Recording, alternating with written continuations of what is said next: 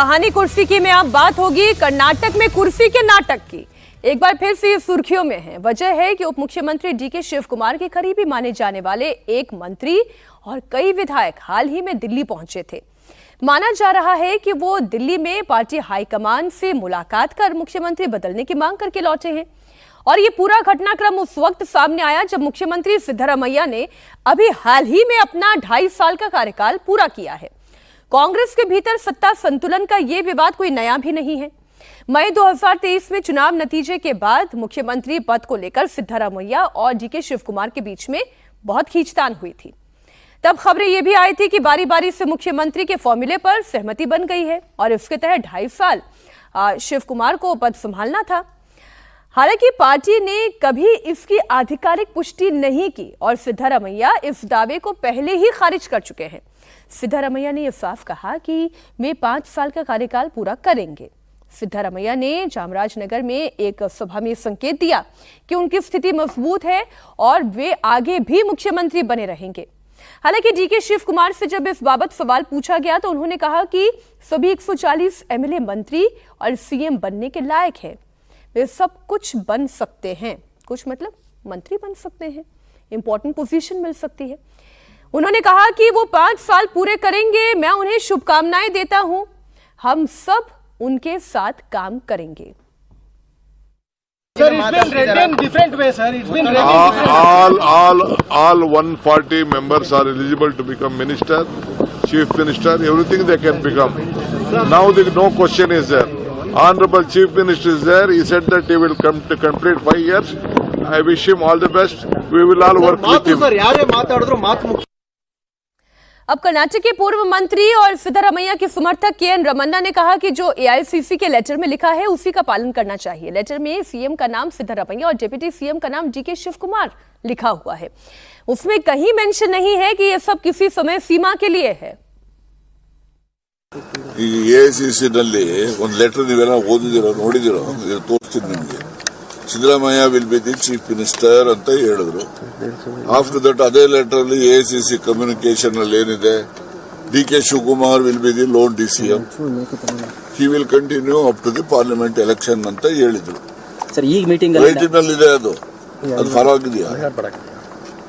ಬೇರೆಯವ್ರನ್ನ ಕೇಳಬೇಕಾದ್ರೆ ಅವರು ನಡ್ಕೋಬೇಕಲ್ಲ, ಅದು ರೈಟಿಂಗ್ ನಲ್ಲಿ ಇರುವಂತದ್ದು. ಇದೇನು 30 ತಿಂಗಳಾಗಿತ್ತು 20 ತಿಂಗಳಾಗಿತ್ತು ಅಂತೇಳಿ ಇದೇನು ಎಲ್ಲೂ ಕೂಡ ರೈಟಿಂಗ್ ನಲ್ಲೂ ಇಲ್ಲ. ಅದು ಯಾರ್ಯಾರು ಮಾತಾಡ್ಕೊಂಡವರು ನಮ್ಗೆ ಯಾರಿಗೂ ಗೊತ್ತೂ ಇಲ್ಲ.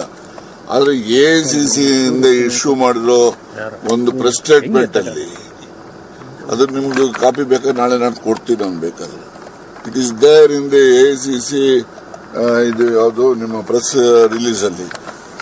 Siddhamaya will be the leader, DK Shivakumar, he will be the lone DCM, he will continue up to the parliament elections ಅಂತ ಇದೆ. ಅದನ್ನು ಯಾರನ್ನ ಫಾಲೋ ಮಾಡೋರ? ರೈಟಿಂಗ್ ನಲ್ಲಿ ಇಲ್ವಾ ಅದು? ಹಾಗಾಗಿ ಮೊದಲು ಏನೆಲ್ಲ ಇದೆ ನಾನು ಅದನ್ನು ನಡ್ಕೋಬೇಕು, ಆಮೇಲೆ ಇನ್ನೊಬ್ಬರನ್ನ ಕೇಳಬೇಕು.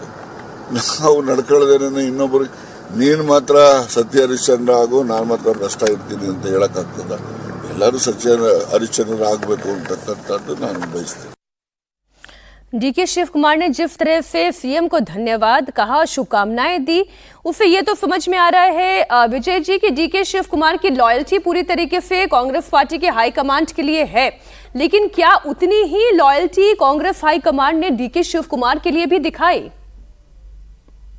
ये सवाल आपने उस समय पूछा था जब सचिन पायलट के लिए मुख्यमंत्री बनाने की बात हो रही थी, ज्योतिरादित्य सिंधिया जी की बात हो रही थी, टीएस सिंहदेव की बात हो रही थी। ये तो आदिकाल से जुड़ा हुआ सवाल है कांग्रेस के साथ कि तो अपनों के साथ कभी भी दगा कर सकती है। दगा नहीं करते, फैसला लेने में टालते रहते हैं।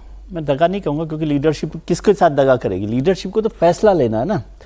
तो कांग्रेस लीडरशिप को बल्कि कई बार होता है कि हम अनुभव से समझते हैं। कई लोग कहते हैं कि गलती दूसरा करे उससे समझ जाइए, फिर बहुत सारे लोग होते हैं जो अपनी गलती से समझते हैं। लेकिन यहाँ तो आपने मध्य प्रदेश में देखा होगा कि अपनी पार्टी को कैसे आपकी लीडरशिप के फैसले नहीं लेने की वजह से टूटी। ज्योतिरादित्य सिंधिया काफी, जब सब्र का बांध सबका अलग अलग होता है, फिर पार्टी का हश्र क्या हुआ? कर्नाटक में एक बार सरकार गवा चुके हैं, टूट के कर्नाटक में भी गवा चुके हैं। और शिव कुमार, और मुझे नहीं लगता कि वो अभी जो जातिगत समीकरण है कर्नाटक के, उसमें उनकी हिम्मत है कि सिद्धारमैया को हटाकर वो करें। लेकिन ये पार्टी पूरी तरह से शिव कुमार चला रहे हैं, ये भी सच बात है, वो उनके एटीएम भी हैं, तो वो सबका अपनी अपनी योग्यता होती है, अपना अपना काम होता है किस तरह से। अब कांग्रेस की परेशानी है ना, मान लो केंद्र में सरकार होती तो वो एक लीडर को यहाँ ले आते, एक लीडर को वहाँ रख लेते। अब उनके पास ऐसी कोई व्यवस्था नहीं है, लेकिन कुछ ना कुछ उसको हल करना चाहिए, वरना नुकसान कांग्रेस का होगा। और कर्नाटक का भी नुकसान हो ही रहा है, जब दो बड़े लीडर्स के बीच में इस तरह का विवाद लंबे समय से चल रहा है।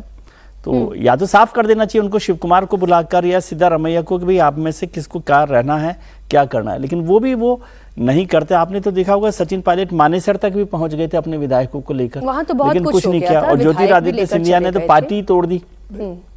मीनाक्षी जी, मेरा तो ये कहना है कि सिद्धारमैया और डीके शिव कुमार को इस लड़ाई लड़ने से बेहतर ये है कि वो वहाँ की ट्रैफिक व्यवस्था और सड़कों को ठीक करे।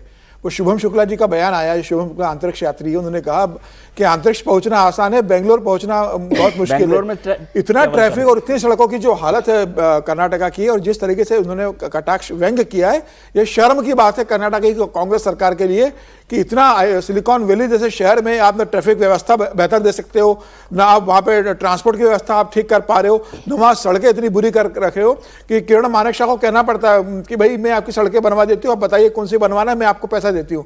और बेशर्मी से मुख्यमंत्री वहाँ के उद्योगपति से कहते हैं कि आप अपना प्राइवेट जगह खोल दीजिए, ट्रैफिक के लिए डाइवर्ट करने के लिए हमें जगह मिल जाएगी। मतलब ये हालत अगर कर्नाटका की सरकार है तो कर्नाटक सरकार अपने लॉ एंड ऑर्डर पर, अपनी व्यवस्था पर, इंफ्रास्ट्रक्चर पर ध्यान दे। मुख्यमंत्री कौन बनेगा, अगर इसी से लड़ते रहे तो फिर चुनाव ज्यादा दूर नहीं, हर 5 साल में चुनाव होते, 2.5 साल बाद में चुनाव जाओगे, फिर हमेशा के लिए कर्नाटका से आप साफ हो जाओगे। तो डीके शिव कुमार जो एक्स पोस्ट पर भी अपना स्टेटमेंट लिख रहे थे, उसमें भी उन्होंने ये कहा कि 140 MLAs आर माई MLAs।